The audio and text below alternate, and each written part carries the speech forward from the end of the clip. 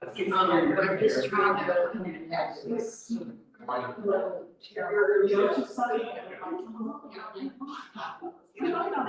everyone. Can you hear me? Good, you can. I can talk up a little bit louder, you think? We get this closer to me, there we go. That's better.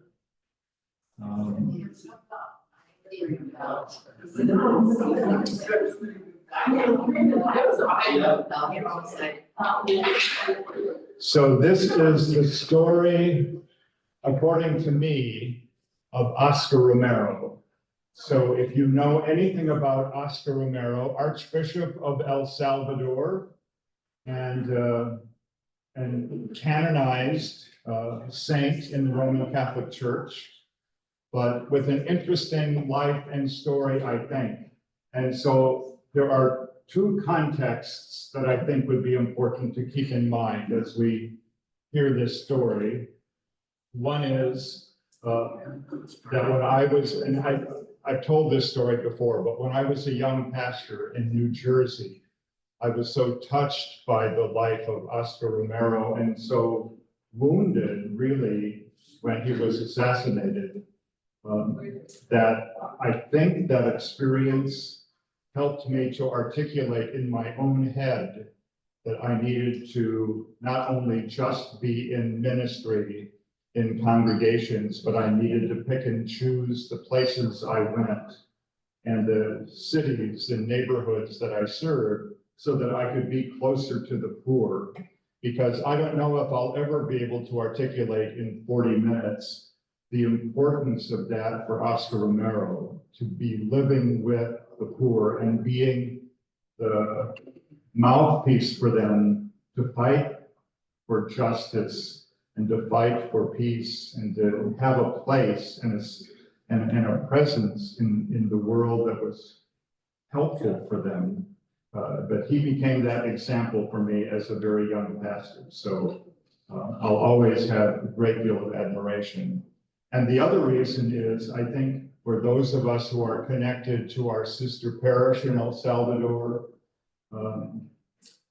we have to always remember their history and how it shaped their ministry and how it might have touched many of the lives of the people there in a very hurtful way.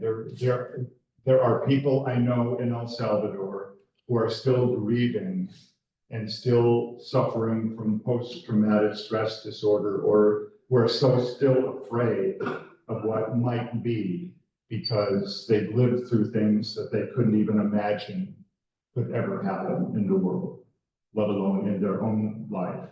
So I think anytime we think about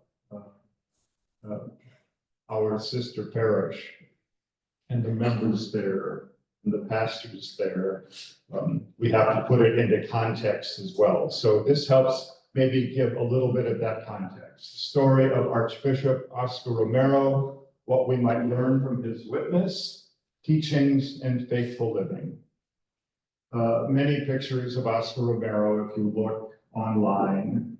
I have few pictures in this presentation. It's mostly going to be words that you can read along if you want, but this is a story about an archbishop, the people of El Salvador, a nation abandoned internationally and under the gun of a murderous army funded by the United States.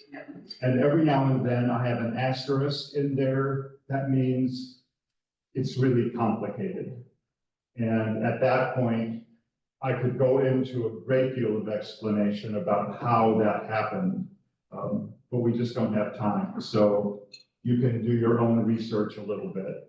But yet, even with all of this, the country with its murdered civilians, malnourished children, violence and destruction, was a nation that became a living embodiment of its name. And we all know this by now, right? That El Salvador means the Savior.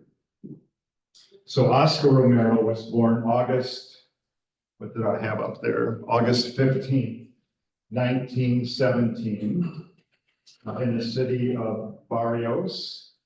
And then on May 11th, 1919, he was baptized in the town's Roman Catholic Church. And that's just a stock picture of Barrios, El Salvador. Simple, straightforward, modest town, and the church where he would have been baptized. Romero entered the local public school that offered only grades 1 through 3. Then he was privately tutored until the age of 13. And during this time, his father trained him in carpentry because he wanted his son to have a trade, because El Salvador studies seldom led to employment.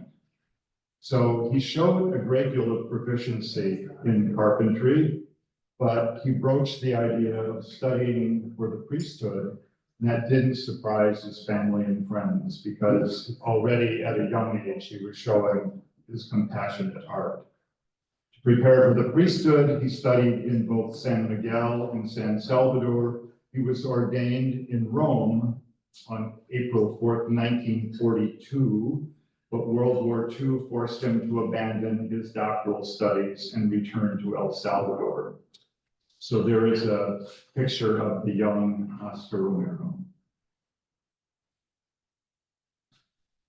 His early work included working in local parishes. He was the secretary of the San Miguel Diocese. He was a high school chaplain and a writer for a diocesan newspaper.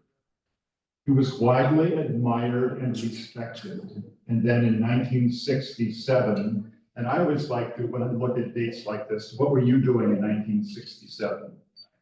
So he became the Secretary General of the Salvadoran Bishops' Conference, and soon after that, he became the Executive Secretary of the Central American Bishops. And you get the idea that so often the Central American countries work together economically and politically and in other ways too. So the church was a Central American contingency. They're working together. And then he finally became an auxiliary bishop, which is kind of like an assistant to the bishop that we have at our synod, based in San Salvador. In 1971, he became the editor of the archdiocesan newspaper Orientación and the rector of the seminary. And at that time, he was both cautious and conservative. He still believed in the goodness of those in power in El Salvador. I think that's something that was difficult for him. And I'll tell you this much. I don't know, David, if you have a similar story or it's just mine, but when we pastors get out of seminary, I don't know, I felt a strong sense that I needed to be the right pastor, to say the right things, to do the right things. And I just knew that everybody was watching me to make a mistake or say something foolish or, and so I found myself to be more conservative and quiet and contemplative and maybe awfully naive. And so I think that that's a trait that a lot of us clergy have. So when we're younger, when he was named Bishop of Santiago de Maria in Usulatan in 1974, where there was official repression against the rural poor, and many were being killed. I think he was rather shocked to see what maybe he had heard about, but he still was awfully conservative. And the bishops in El Salvador were not of one mind. They had a difference of opinion themselves about liberation theology, which Romero didn't fully support early on, and also had a difference of opinion about the role of speaking prophetically to the government. So that is the church in Ulusatan. But now he was faced with that unavoidable challenge to speak out against violence, which he was seeing in his parish. all around him. He did so mostly privately and politely. He still, even as a bishop, believed that if the government knew what was happening, the killings would stop. Slowly, the impoverished and violated people of his diocese led him to a different, a better understanding of the reality that they lived each and every day. And he began to be more moved by compassion. He began to feel the fire of anger stir in his soul, and he began to start distancing himself from the powerful who maintained the status quo there. So in 1977, when Romero was installed as Archbishop of San Salvador, this was the reality that 14 Salvadoran families control over 60% of the arable land. And when you think about it, you know, how different is that from when I read about the billionaires here in the city and what they own and how, and the power and influence that they have. So the same thing was happening with these 16 Salvadoran families who were good Roman Catholics as well. So that was part of the challenge for Romero, is to have a relationship with these powerful, wealthy landowners and with the people that were having their land taken away from them and then living in such poverty. So the process of land theft continued, and it kind of escalated in 1932 when the indigenous population, with the assistance from the Communist Party of El Salvador, and again, the asterisk, it's very complicated. There was a Communist Party, they were probably part of it. The assumption by the military and the leaders of El Salvador were that all the people were communist, but you know, they probably weren't. But anyway, the indigenous people and the Communist Party rose up to challenge these coffee barons and their protectors, who were the military. And oftentimes, I think the military were made up of families or the middle class who were connected more with these families who owned the plantations. The army responded viciously, and this is 1932. More than 30,000 people were killed in 1 month. So there's a stock picture of that event called La Matanza, and the military rule which followed set the political tone for the next several decades in El Salvador as military dictators followed one another into the 1970s. More than 30 years after La Matanza, the plight of the typical peasant in El Salvador had not improved, and in fact had grown worse, with even greater disparities in wealth and land distribution. In the 1960s, there was a diversification of agriculture and industrialization, but by the 1970s, the income of the majority of the rural areas remained below the poverty level, and there was limited access to fresh water, education, healthcare, and full employment for a majority of the population. So when Romero became a bishop, 1 year after a minimal land reform program was initiated under Army Colonel and President Arturo Molina, 1 year later, those plantation owners, with the help from extreme right-wing leaders of the army, canceled the reform and targeted anyone who had been in favor of it. Parliamentary and military groups launched a full-scale attack on the church because of its support for peasant and workers' rights. And this is where, again, if you know anything about liberation theology, there was a piece of it. There was a movement in the Central and South American churches to lift up the poor and to say that they had a right to gather and to, especially around the Eucharist, that would inspire them and give them hope for the future. So anyway, these land reforms were blocked. Foreign priests were expelled from the country, and there was graffiti around San Salvador that read, "Be a patriot, kill a priest." So within weeks of his consecration as a bishop, friends and colleagues were being killed. And that probably is the time in his life when he began to have the most incredible change of heart and change of doing things.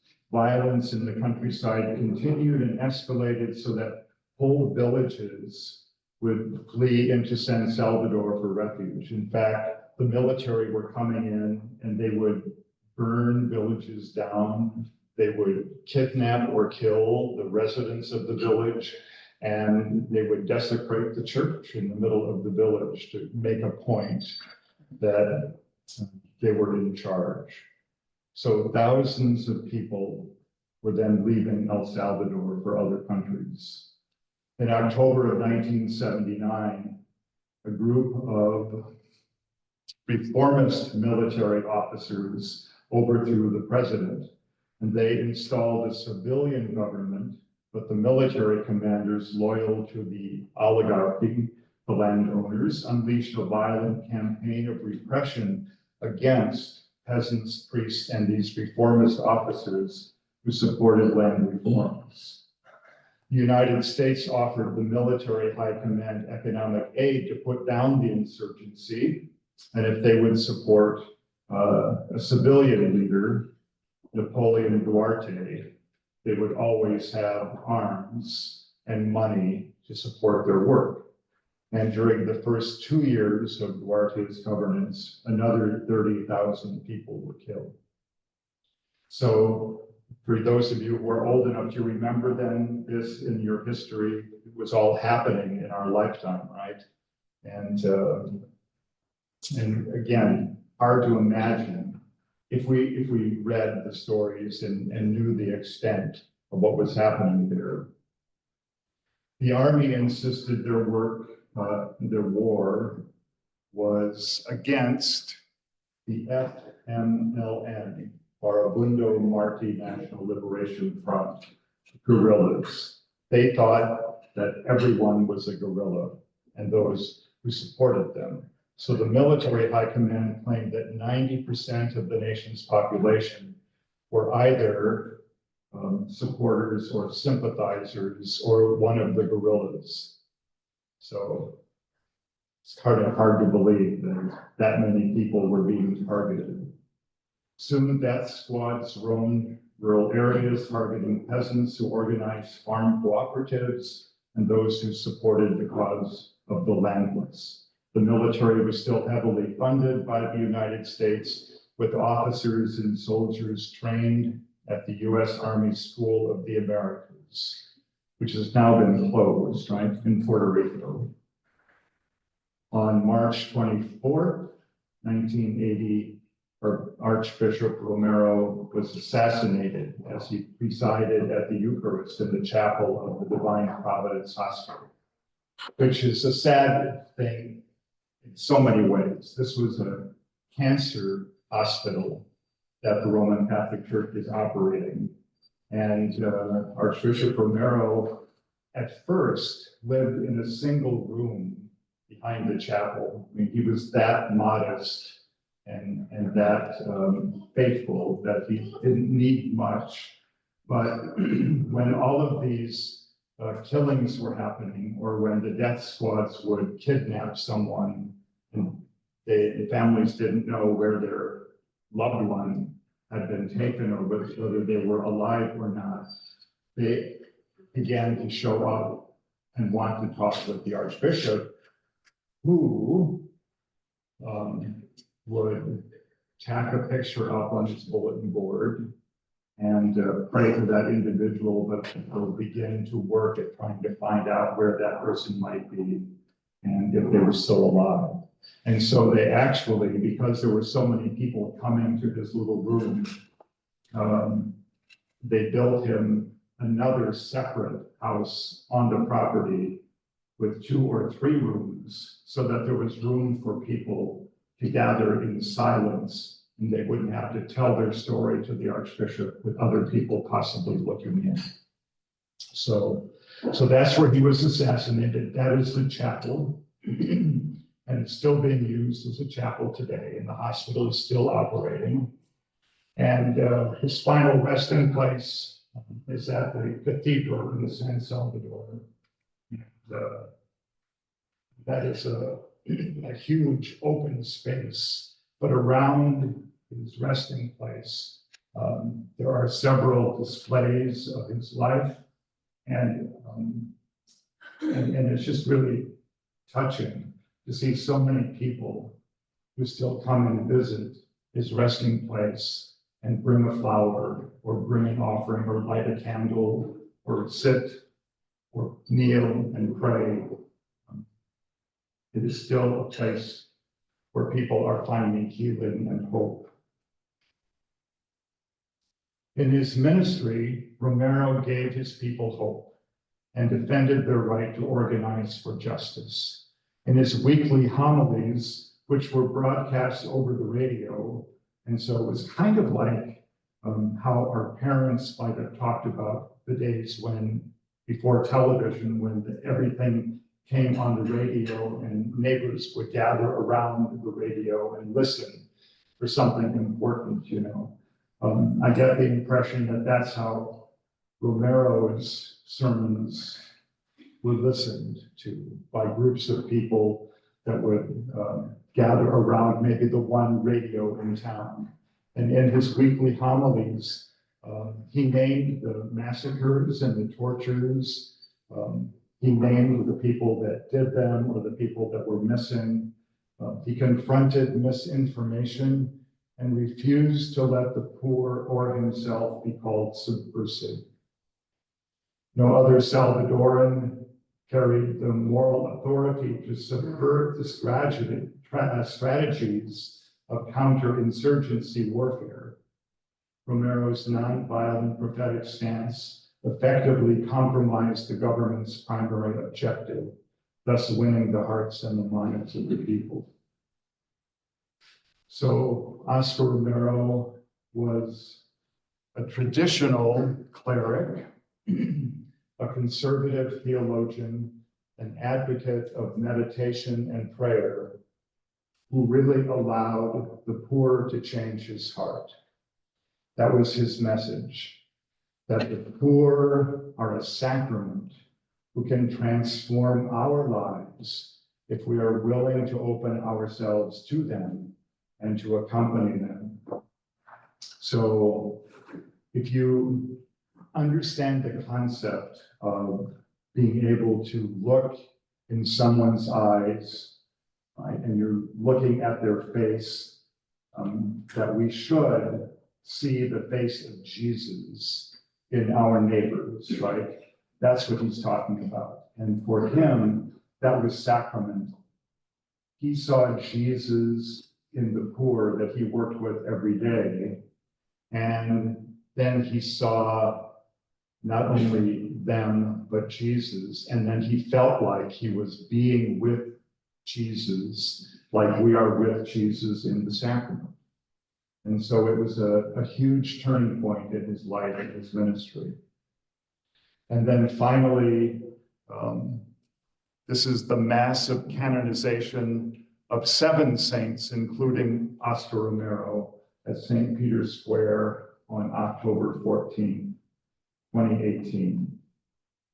So I figured we might as well just have a few quotes from Oscar Romero.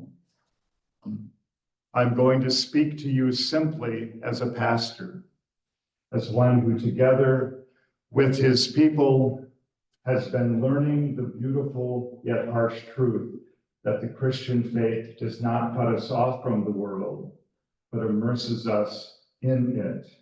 that the church is not a fortress set apart from the city. It's a powerful, powerful statement there.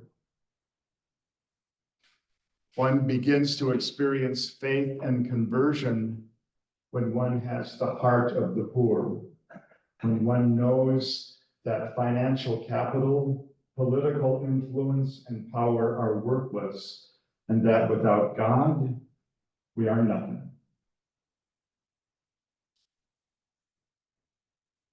And then this one, peace is not the product of terror or fear.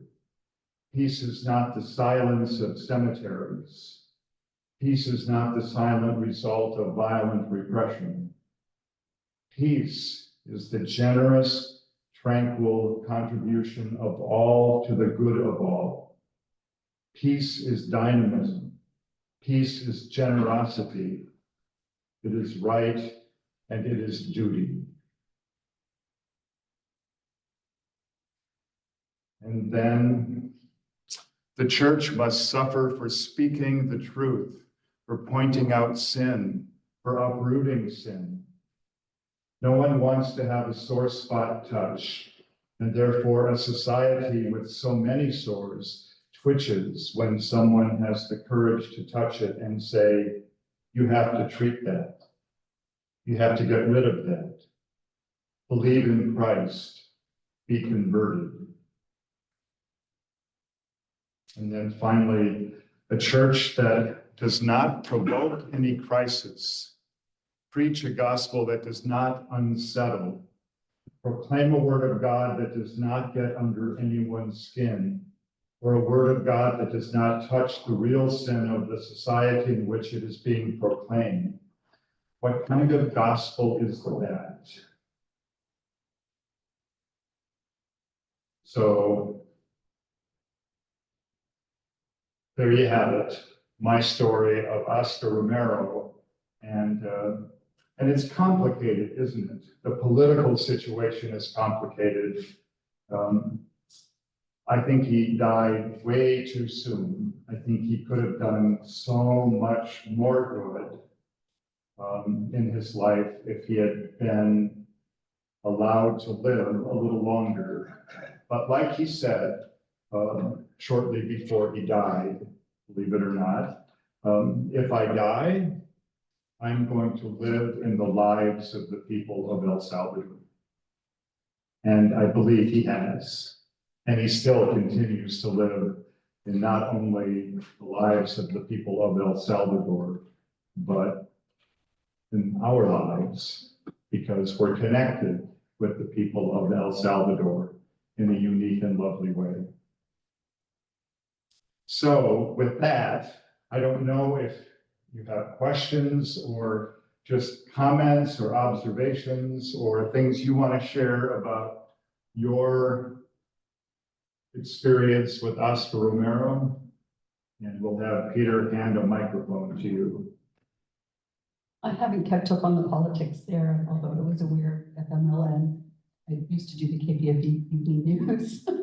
But what I was struck by when we went down there with the church a few years ago was the pervasive American influence. Almost every outlet in a major shopping mall in San Salvador was an American entity. And I remember talking to the pastor at the time about that, and she said, yes, people are not paying attention. They're just not aware. I was really struck by that. So I don't know where things stand now. I haven't been keeping up. I'd be curious if you can enlighten us. When I was there earlier this year, there are a lot of countries around the world who are investing money in El Salvador. So one is China. They built a brand new, beautiful library across the square from the cathedral church. It's a gorgeous building. And then I wish I could remember which country is helping them build a huge new soccer stadium, but it's not their money, it's coming in from another source. I think it's, if I had to guess, I'm gonna guess it's Argentina, but it may be China again, I'm not sure. So, Like in Africa, all the Chinese including Africa. yeah, so I think they are having a little bit of a resurgence economically. There are more people working, but there's still a huge gap between the rich and the poor. And I think people are still struggling in ways, maybe that not quite like the 70s and 80s and that Civil War period of time, but it's still, it isn't what it would like to be.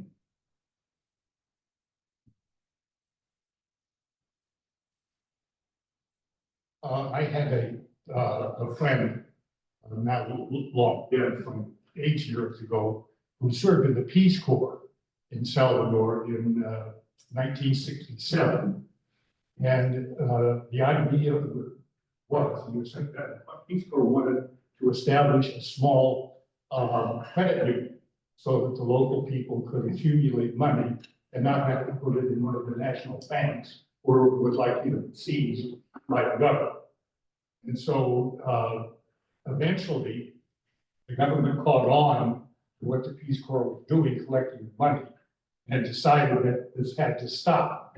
So my friend had to escape with a friend who had a larger car. He drove all the way from Salvador up to Mexico City, under a rug in the back seat of a limousine that is this guy home.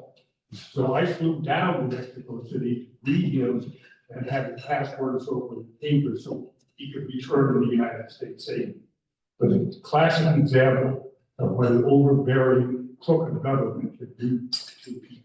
Yeah, thank you for sharing that.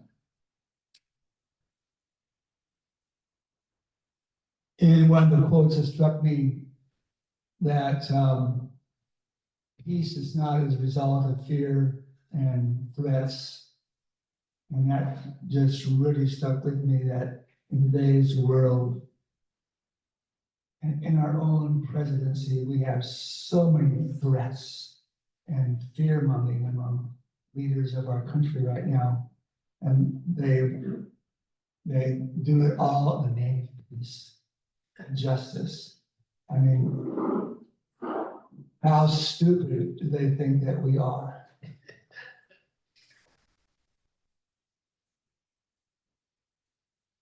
Yeah, thank you, Pastor Martin. And looking over this, when you show the US getting involved, it sure seemed like we were backing the wrong military on the wrong side. Did I not understand that? Or was there not a good side to support? Well, that's part of the complication, because I think the intention was for us to support the military, who we thought was actually going to bring some stability to the country. And I'm sure part of that negotiation was, and you have to stop killing people. But it's like so many, well, it's like the peace between Israel and Hamas that already, just a little over a week, has been broken already. So I think when you're working with a third party, it's just hard to know how it's gonna. I think our intentions were good. Maybe I'm still naive, I don't know. I think our intentions might have been good. We thought we were going to help the situation, and we actually made it worse. In the movie Romero, and it stars Raul Julia, there is a scene where he's saying to the congregation at one of his masses in the cathedral that he has written a letter to the United States, letting them know what our weapons and support are doing for the poor. And so I think he tried to get our attention, but I'm not sure. I'm not sure if it had any of that. When we talk to our sisters and brothers at Cordera de Dios, we realize we're talking to people who were, they sometimes called themselves, they were the guerrillas in that war. And many of them were in the lovely community of Suchitoto. Pastor Raphael grew up in Suchitoto, but it was not safe for them. When we visited, we saw there were still weapons hanging from trees or hanging from, anyway, so many of our folk were part of that group that the military was killing. That is one of the challenges of being a community of faith, right? So maybe the pastors have a little more advantage. We know some of your stories that you don't want anyone else to know. So even in a congregation like St. Mark's, do you think you have any murderers here?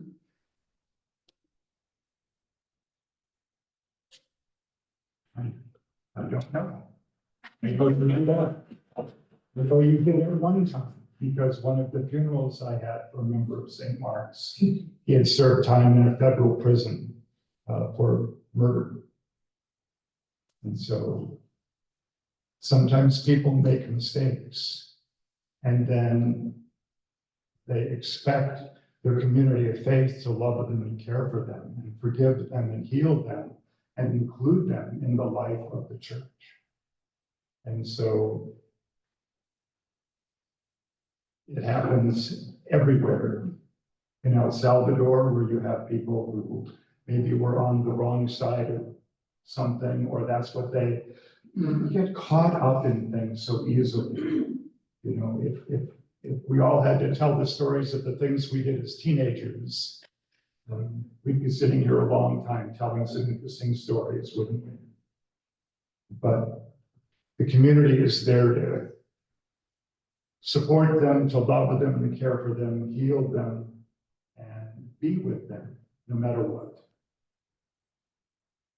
I'm gonna turn around here. I'm Sharon, for those who don't know me. I just want to mention from a personal standpoint, I lived in San Francisco my entire life, and in particular, I lived in one area sequestered in the city called Excelsior.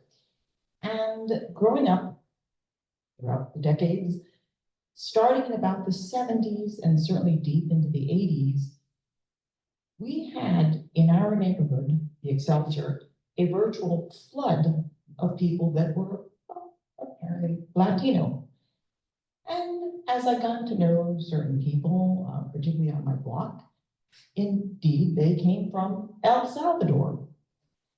And as the years rolled by, and I'm ashamed to say I never actually asked people, well, you know, what is your story? And I'm talking about immediate neighbors that during the 80s, 70s and 80s actually bought properties because, hello, actually, believe it or not, in the 70s, you could buy a beautiful single family home, 3-bedroom, 2-bath in the city for under $50,000.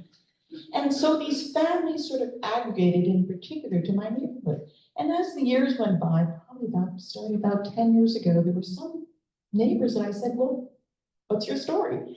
And the stories that I heard of people that came from El Salvador were, just thinking about them, I almost go weak in the knees. And in terms of murderer, there is a family, a neighbor, the man has since died.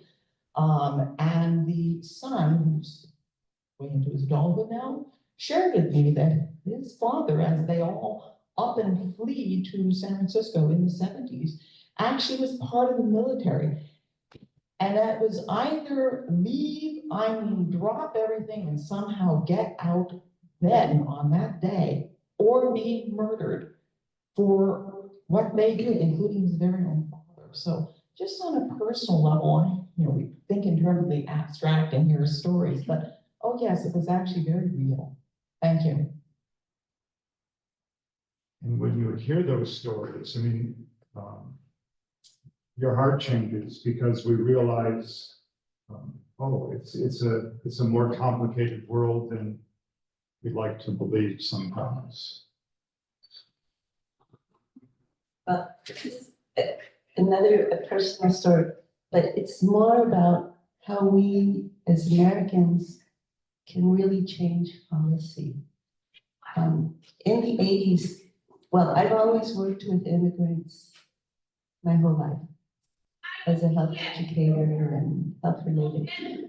And I lived in Texas during the 80s. And there was an interfaith coalition of churches that support, and Texas, of course, you know, has always been very conservative. But the church has been a pillar defending the rights of immigrants, always. And so they supported sanctuary and were committed to putting a stop to the military aid in El Salvador that was being funded by the United States. So a group of us from this interfaith council, since I was in the healthcare sector, we had religious people and medical people supported by our Congress people from Texas to go to El Salvador and defend the settlements. People were going back to where they lived, but the military was saying, no, you can't go back. This is a war zone, it's dangerous, we will bomb you again, because it had been bombed again.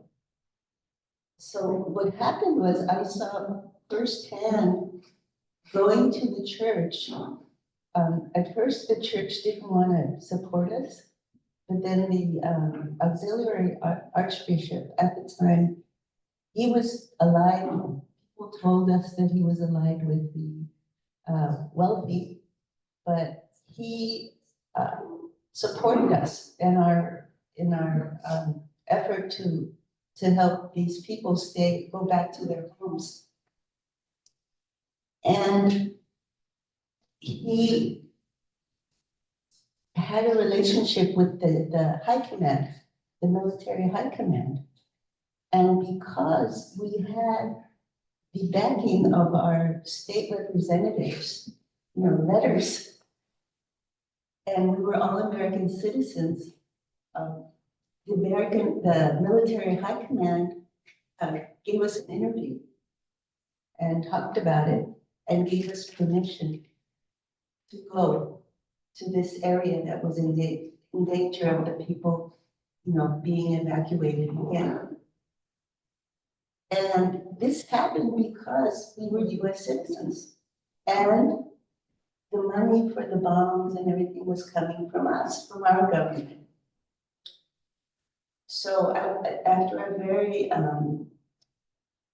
moving trip, going past checkpoints and people being armed, we had faith in the people. And people had tried to get there, but they hadn't counted on the letters from their legislators.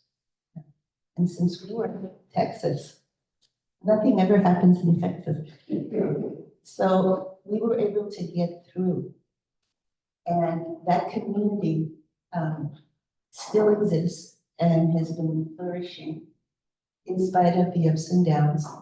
And that was because of the direct involvement of our legislators and the citizens who stood up to our government and the military and the 14 families and said, no, these people need to return to their land and they need to prosper.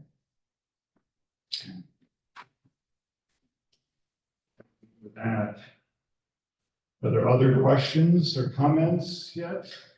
I have one. One of the things that really bugs me about stuff going on in our land today with immigrants being arrested or deposed and deported and who all knows what else happening to them is that we have Christian people supposedly in high places who are doing this to fellow Christian people who've all been baptized like you and I have been, and as Christian Noam has been, and that Levitt person and Hexeth, we've all been baptized. And these people don't see Christ in the people whom they are sending out of this country. It really, really bothers me.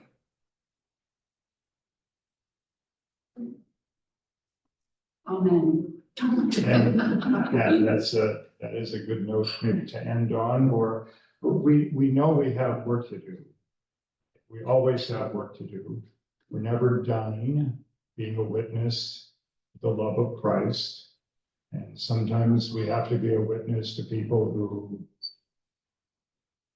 maybe not too eager to hear what we have to say or how we have to say it, but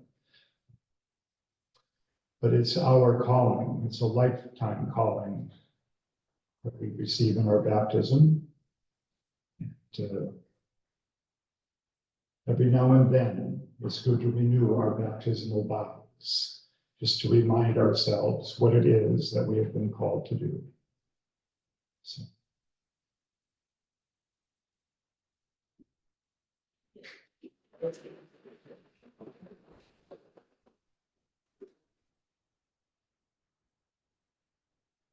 So have you noticed that your pastor is back, Pastor Daniel?